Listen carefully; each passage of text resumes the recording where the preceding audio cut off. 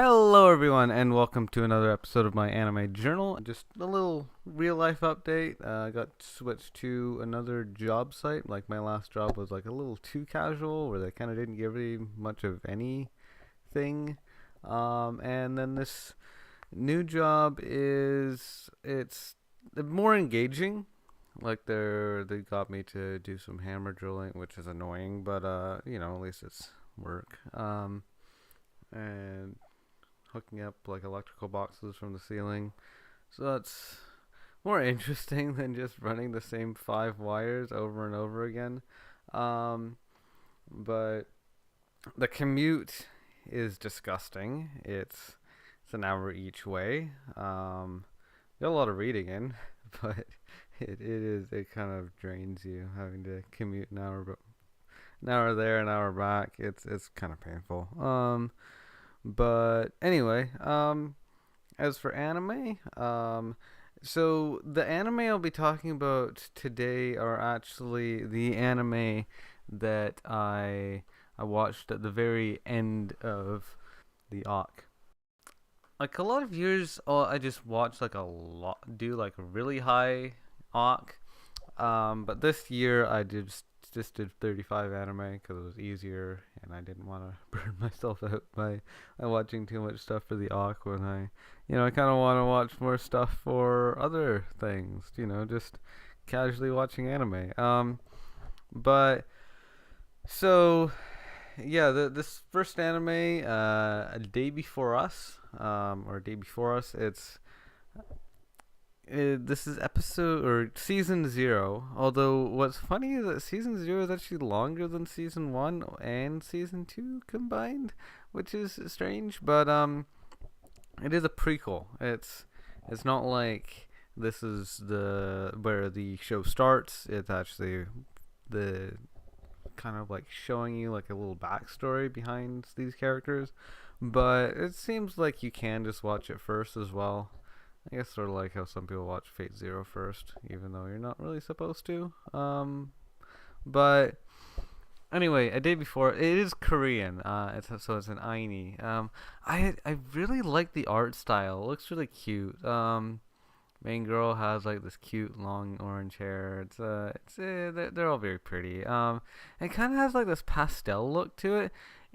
But did air on YouTube originally. 3-minute episodes, and yeah, like the way it was aired, they had episodes on YouTube, and at the end of each episode, they even said, "I hope you don't mind subscribing."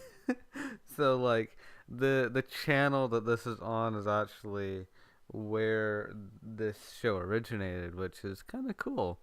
And you can watch it fully subbed on their YouTube channel, so you don't even need to bother pirating. Like, you can watch it on YouTube, and that's legal. That's exactly where they want you to be watching it, so that's kind of nice.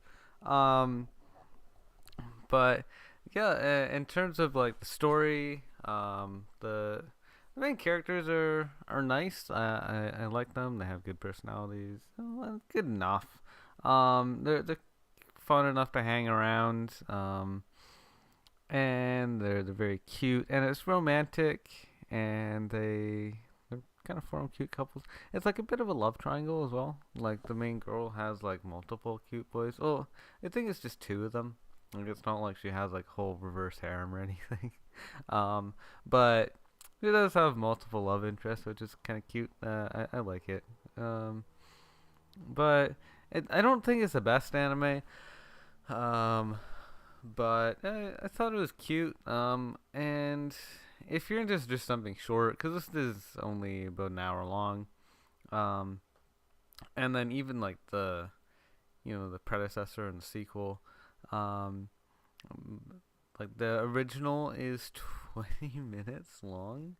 Um, so yeah, in total it's really only about 2 hours. So you could spread that out over like a couple days if you wanted to, or just watch it all in one sitting if you felt like it. It's like neat. I don't know if they're planning on having more. Like they do already have 2 seasons, but when did season two, they all aired 2018, so I don't think they're planning on airing more. But it was fun. I enjoyed it.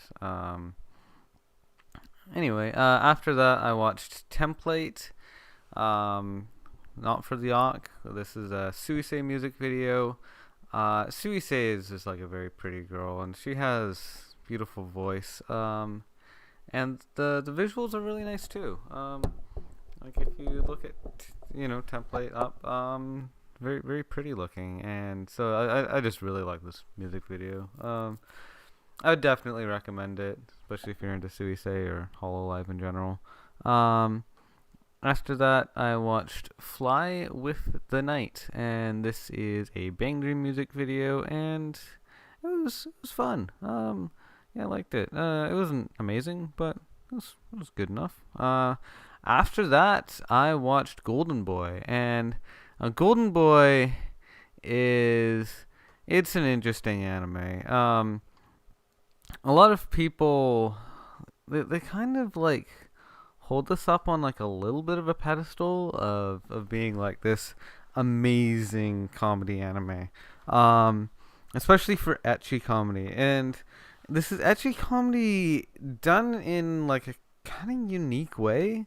Um, like the main character is a boy, and it's not a harem, and it's not really romance either. Like he just kind of sexualizes every girl he sees, and it doesn't matter who they are. They could be like the CEO of an amazing company, or they could be like his like cleaning lady, or like or just some random girl he happens to pass by on the street. Like it really doesn't matter. He's just gonna elude them no matter who they are. Um, and it's usually like women in power who he like ends up like kind of being aroused by the most. Um, like he finds like these office girls who are like working on like some kind of program that was commissioned, and um, that's kind of like the first story. But yeah, he is the kind of dude who would drink gamer girl bathwater. Like he's like willing to kind of like put himself below a woman if he's aroused by it enough. Um, Even though like it's kind of funny, yeah, like that kind of thing of like that they're willing to put themselves below it, to below a woman if that situation seems erotic enough, but they're also willing to put women below them if that makes things more erotic. So it's yeah, like the kind of sexual chameleon where it's like, oh, I'm just allowed to be aroused by anything. Doesn't even matter.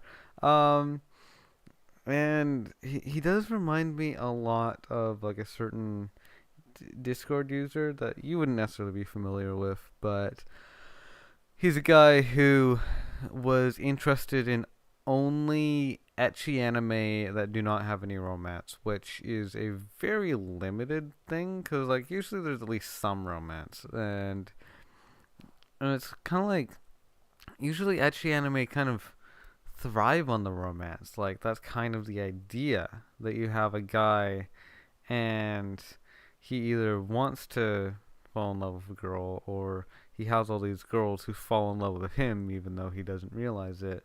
Um, and so this is different from that in the fact that there's no real romantic attraction. It's only sexual. Um, and he like an idiot savant, which is interesting. Like he is just really good at anything he does, even though he doesn't seem like he should be. Like he seems like a total idiot. A genius in anything he tries.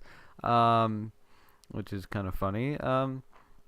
But yeah, I guess he's an interesting character. In the dub, he has like a really annoying voice. Um, like I guess he just meant to sound like a pervert, but um, I don't know. Like yeah, he has like this kind of voice it's hard to really describe it. Um, like comedy wise, it definitely does have good comedy, I would say.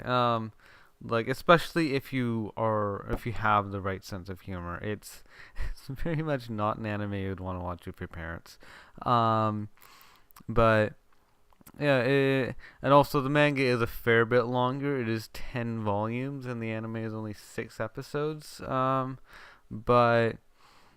yeah, and it is kind of just regarded as being like this great 80s anime. Um, and yeah, like comedy wise, it definitely holds up. Obviously, you wouldn't go in for anything other than the comedy. It's like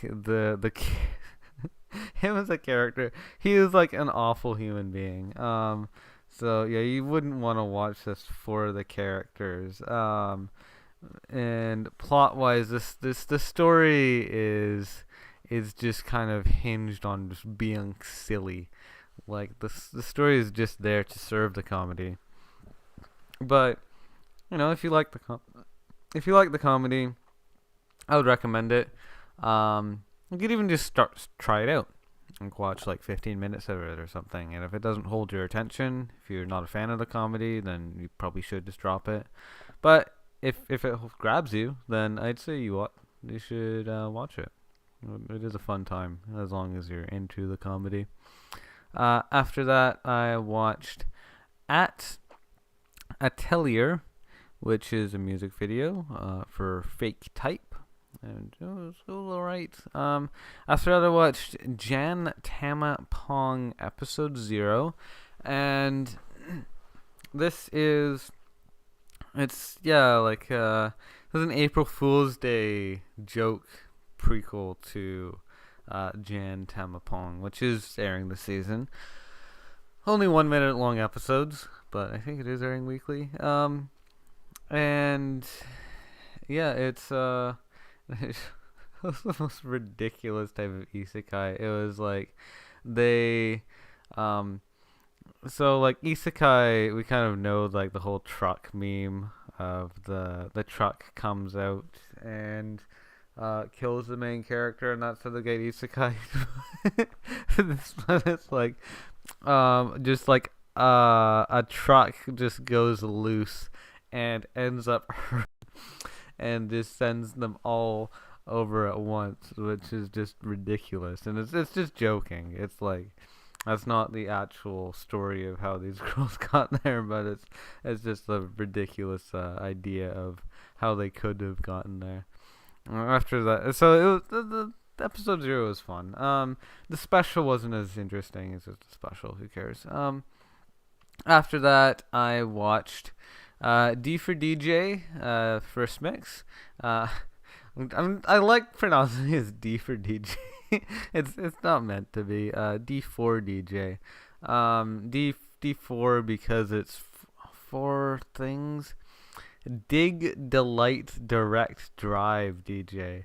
But D for DJ just is pronouncing it like it's from like a children's book, and it's like, you know, A is for athletes and B is for bands or something. D is for DJ.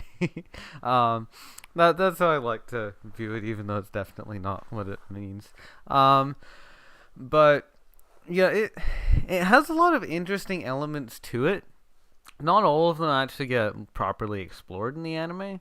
Like say all of our main girls actually have like interesting backstories. What was it? Maho is like a DJ, like at the school. She does like DJing stuff. She mixes stuff. It's like very neat. Rinku, in the anime, she's just the dancer as well as a singer, but she studied in Africa for like quite a while, which is interesting. Not many anime girls have been to Africa. Also very pretty. They're all pretty. No, yeah, like the other girls, Mooney and Ray, they kind of get introduced later. But Like it's a little bit of a cast building anime where they kind of introduce girls like as they need more characters and more like things. Like say Mooney is a graphic designer, and so they use her that way. Like she creates their posters and stuff and makes them more appealing, and then also does all the visuals in the background, which is cool. It's cool that they have like someone like that on board, like that it's not just oh there's like 10 girls and every single one of them is just sings and dances and that's all that happens. Like it's really cool that yeah, like they have like Mooney as being the graphic designer of the group, and have Rinku as the dancer. Although they all do some dancing, um, and and then was it Maho? Was it Maho? Yeah, Maho is like she's really a producer.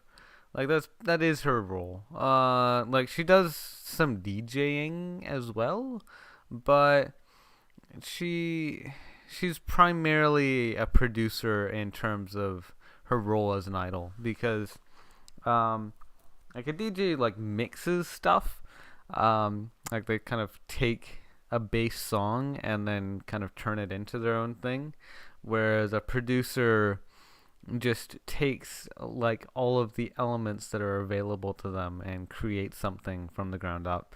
um and yeah, so it's like really producing is what she does. However, the thing is that the term producer, like a producer produces music, but in an idol context, usually a producer produces idols. With produce meaning like they kind of like promote them. They kind of give them a platform and show them to the world and make them, successful. As long as they're good enough to be successful. Um, Whereas yeah, like a producer in terms of electronic music is a very different role. Um, and so she is yeah like a producer of electronic music, which is cool. It's cool to have an anime like that where that is like the style, because it is an idol anime. Um, like that is its strong point is the fact that it's like a group of these cute girls and they sing and they dance and there's other cute girls that they need to sing and dance better than. And that's the whole plot. But it it is more than that. Like I do like the fact that they are willing to break the mold a bit and not just be your generic idol anime.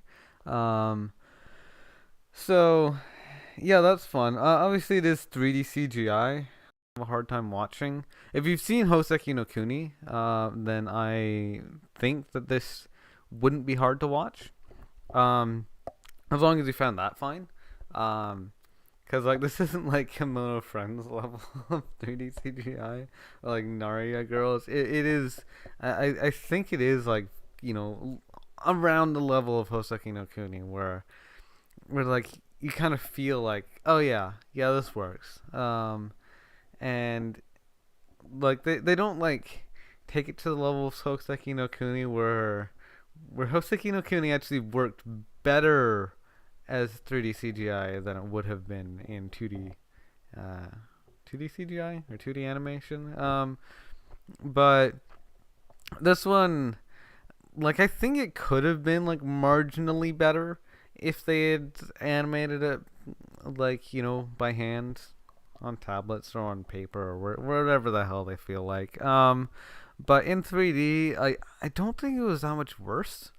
Like I think they handled it really well, and um, yeah, it's fun. All the girls are good. It's good that they mostly focus on the four main girls, and then there's like a couple other bands that they like follow a little bit as well and kind of introduce, and even the other bands are like better developed than the idols in a lot of idol anime are. But yeah, overall, I think it's a good show. And yeah, Rinku definitely has some like very unique um, little mannerisms and stuff that are very memeable. Um, like watching it for the memes, I don't think would be a waste of your time. Like even if it's just for the memes, if it's just like, man, Rinky looks like a ridiculous girl, I want to see her in action. Like that would totally be a legit reason to watch this.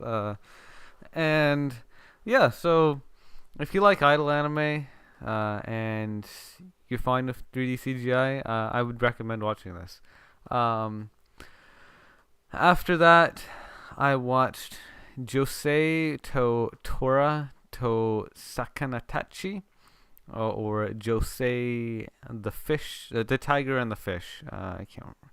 That they do like minorly have tigers and fishes, but Josee is the girl. It is taken from the guy to Tsuneo. It's his perspective. Um, and he's like, what was it, 21 or 22 or something, and she's like 24. Or 20. Who was 24? Yeah. So she's this like marginally older. But they are both adults. Um, and but she is handicapped. Like physically handicapped. She has to use a wheelchair. And it's really cute. I really like that idea of like having like a romance between like an able-bodied person and like someone who's handicapped, because it's like you see them together and they clearly like each other. Like she definitely is a bit of a tsundere. Also, it's in Osaka, so she has like that kind of like cute Osaka accent. Um, but yeah, like she kind of refers to him as being like her manservant, and that it's like, oh yeah, he's just here to like help me out, um, cause I need someone to help me. That being in a wheelchair and stuff, there's a lot of detriments, and so he just needs to be there to help me around. But she treats it like that's his only purpose of just being her servant. But you can tell that that's not his only purpose being there. And I just think it's really cute. Now the end of the story, it did feel a little bit forced. Um, and like I wasn't the biggest fan of the ending. Um, However, the ending's just the ending. Um, and just because like I liked the rest of it so much that I'm kind of just like I kind of just overlook the ending, because yeah, it's not as strong as the rest of the show.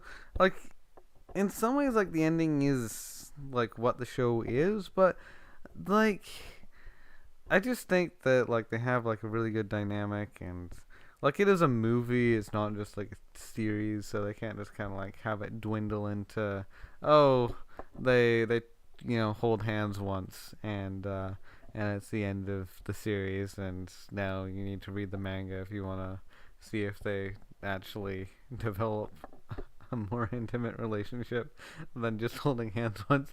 But yeah, like it is a movie, and so it's designed like a movie.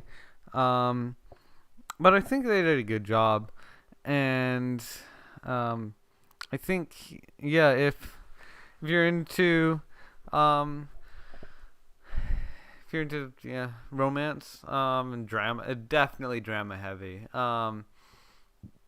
And also like adult romance. Well, that doesn't happen very often. We got a couple of them, like Love is Like a Cocktail was one. Rent a Girlfriend was technically an adult romance, although it feels a little dirty to call it one just because it's like kind of cringy and just like popcorn entertainment. Like it's not like meant to be mature, like in the slightest. Um, Whereas this one is just like handled a lot better, and I think it's just a really good movie. And Oh, and then after that, also what's funny is this. I like to refer to this back-to-back 90s. Like say on any list. Like I know I mostly use Mal, but on any list, um, your score is treated as being out of 100, regardless of what scoring style you use. Like you can rate on a 10-point scale. You can rate on a 20-point scale. You can even rate on a 3-point scale for they call it the smiley one. Um, but no matter what type of scale you're using, it always gets like averaged out to be out of 100.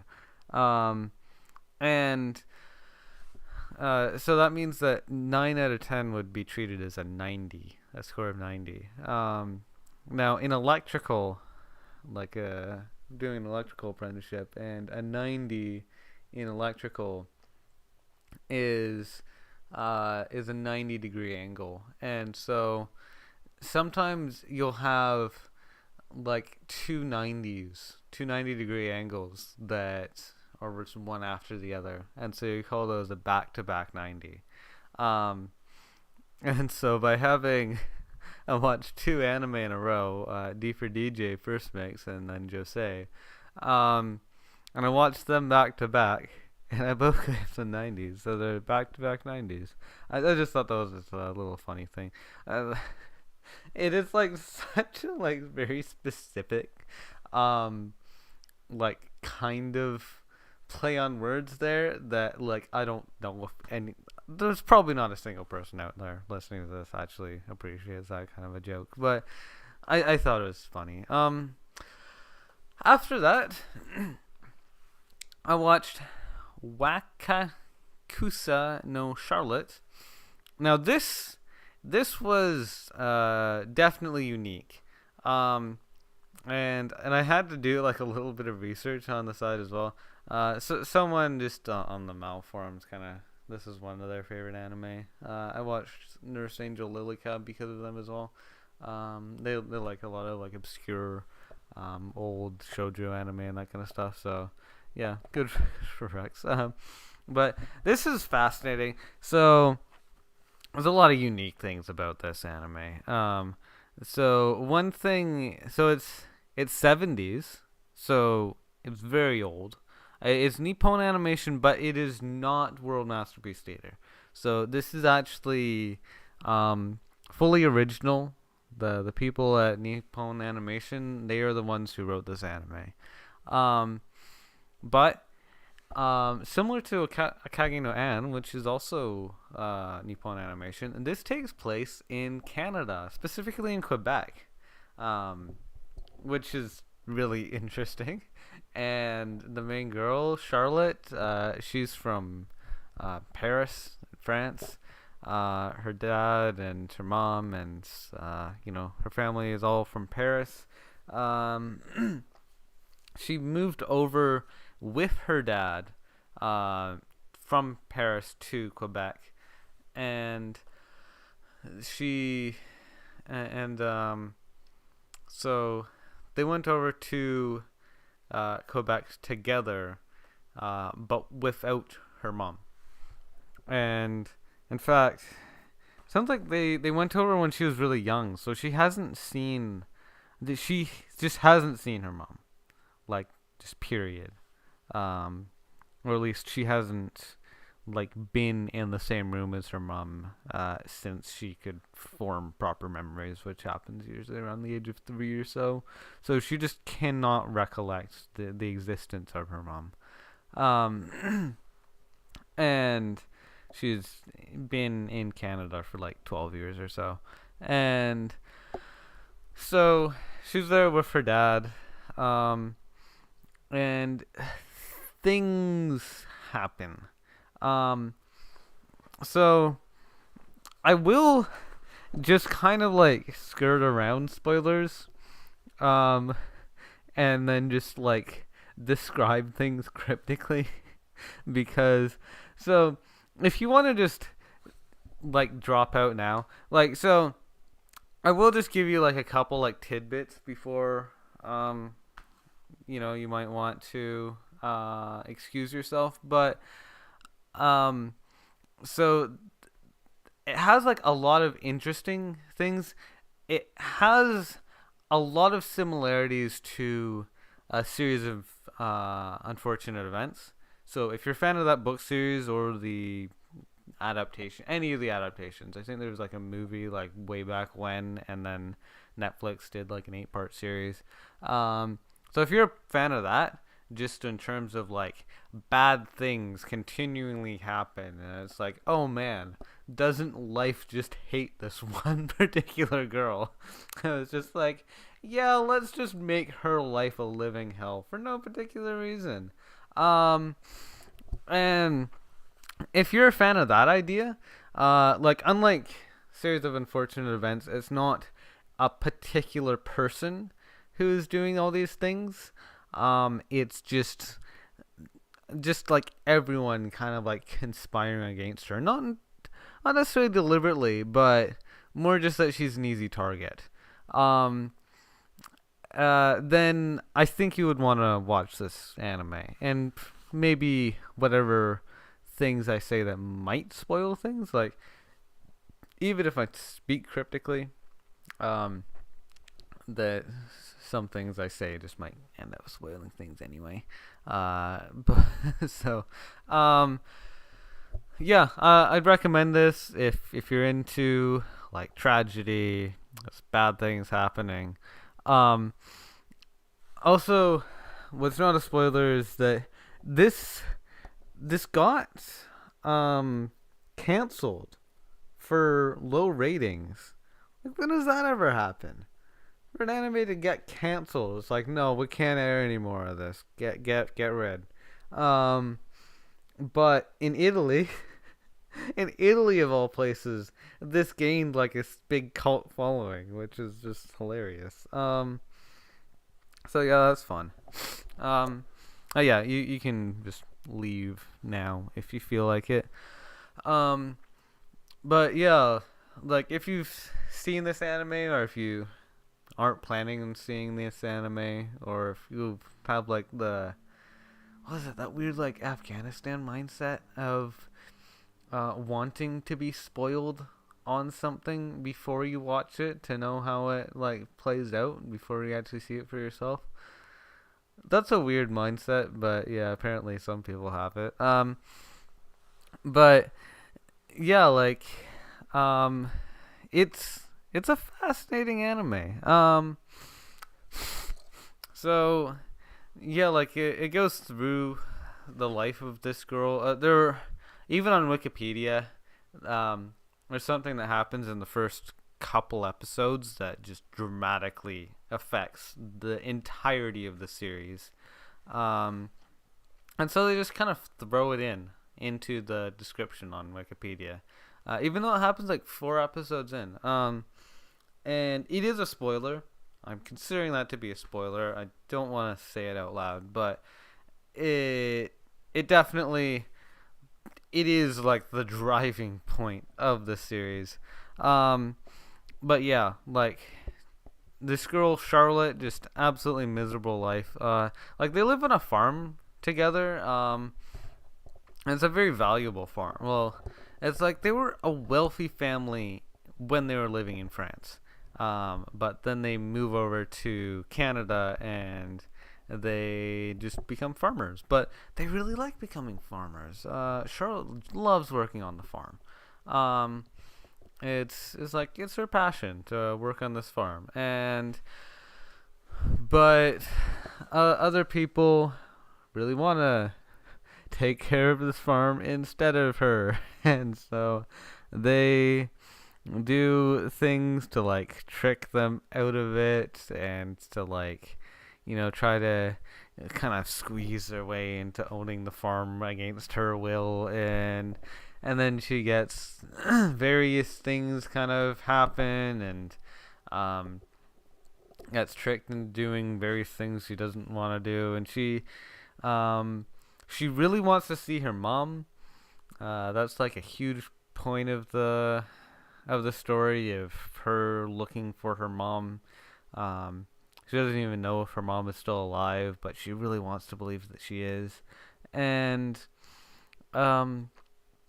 yeah, it's just like she does have like a miserable life.